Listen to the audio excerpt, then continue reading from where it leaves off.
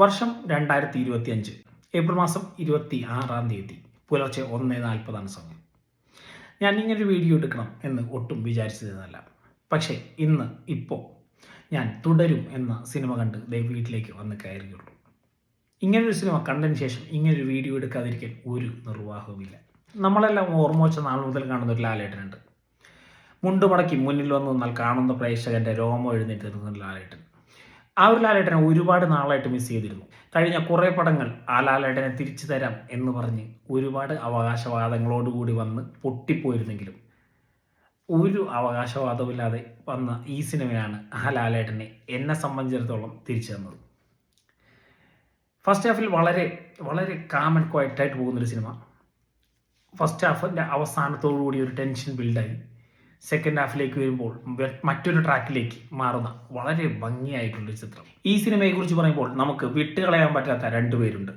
ഒന്ന് ബിനു പപ്പു. തൻ്റെ പ്രകടനം കൊണ്ട് അസാധ്യമാക്കി ബിനു പപ്പു തൻ്റെ റോൾ ചെയ്തിട്ടുണ്ട്. ഇതുപോലുള്ള ഒരു റോൾ ബിനു പപ്പു ഇതിനു മുമ്പ് ചെയ്തത് സഖാവ് എന്ന സിനിമയിലാണെന്നാണ് എൻ്റെ ഓർമ്മ. അതുപോലെ തന്നെ നമുക്ക് ചെകിട അടച്ച് ഒന്ന് കൊടുക്കാൻ തോന്നുന്ന ഒരു നല്ല പോലീസ് ഓഫീസർ. അതുപോലെ തന്നെ ജോർജ് സാർ. അദ്ദേഹത്തിൻ്റെ പേര് എനിക്കറിയില്ല, ക്ഷമിക്കണം. ഇതിനു മുമ്പ് ചിത്രങ്ങൾ കണ്ടതായി ഓർക്കുന്നില്ല. പക്ഷേ അദ്ദേഹം തൻ്റെ പെർഫോമൻസ് കൊണ്ട് അസാധ്യമാക്കിയിട്ടുണ്ട് ആ റോൾ.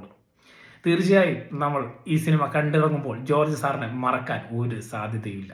ആദ്യമായാണ് ഞാൻ തിയേറ്ററിൽ ഓടിക്കൊണ്ടിരിക്കുന്ന ഒരു സിനിമയ്ക്ക് റിവ്യൂ പറയുന്നത്. അതുകൊണ്ട് തന്നെ അതിൻ്റേതായ എന്തെങ്കിലും തെറ്റുകുറ്റങ്ങളുണ്ടെങ്കിൽ എല്ലാവരും ക്ഷമിക്കുക. ഈ സിനിമ ഒരിക്കലും ഒരു OTT പ്ലാറ്റ്ഫോമിന് വിട്ടുകളയാതെ തിയേറ്ററിൽ തന്നെ പോയി കാണേണ്ട ഒരു സിനിമയാണ്. കാരണം ഈ സിനിമ തരുന്ന ആ ഗൂസ് ബംസ് മൊമെൻ്റ് എല്ലാം ഒരു OTT പ്ലാറ്റ്ഫോമിന് അതിൻ്റെ ആസ്വാദനം എത്രത്തോളം നിങ്ങളിലേക്ക് എത്തിക്കാൻ പറ്റും എന്ന് എനിക്കറിയില്ല. ഇതിൻ്റെ കഥ വലിയൊരു റോക്കറ്റ് സയൻസ് ഒന്നുമല്ല. ഒരു മൈക്രോസ്കോപ്പുമായി ഇറങ്ങിയാൽ ഒരുപാട് തെറ്റുകുറ്റങ്ങൾ നിങ്ങൾക്ക് ഈ സിനിമയിൽ കണ്ടുപിടിക്കാനായേക്കാം. പക്ഷേ ഇത് അങ്ങനെ തെറ്റുകുറ്റങ്ങൾ കണ്ടുപിടിച്ച് മാറ്റിവെക്കേണ്ട ഒരു സിനിമയല്ല. ഇത് ആസ്വദിക്കാനുള്ള ഒരു സിനിമയാണ്. തീർച്ചയായും ഇത് തിയേറ്ററിൽ തന്നെ പോയി ആസ്വദിക്കാൻ ശ്രമിക്കുക. സിനിമ കണ്ടവരാണ് നിങ്ങളെങ്കിൽ നിങ്ങളുടെ അഭിപ്രായം ഈ വീഡിയോയ്ക്ക് താഴെ കമൻറ്റ് ചെയ്യുക. എൻ്റെ വീഡിയോയ്ക്ക് റീച്ച് കൂട്ടാൻ എനിക്ക് അത് ഒരുപാട് ഉപകാരം ചെയ്യും. അടുത്ത സിനിമയുമായി മറ്റൊരു വീഡിയോയിൽ കാണുന്നവരെ this is Ashish Babu signing off. Thank you.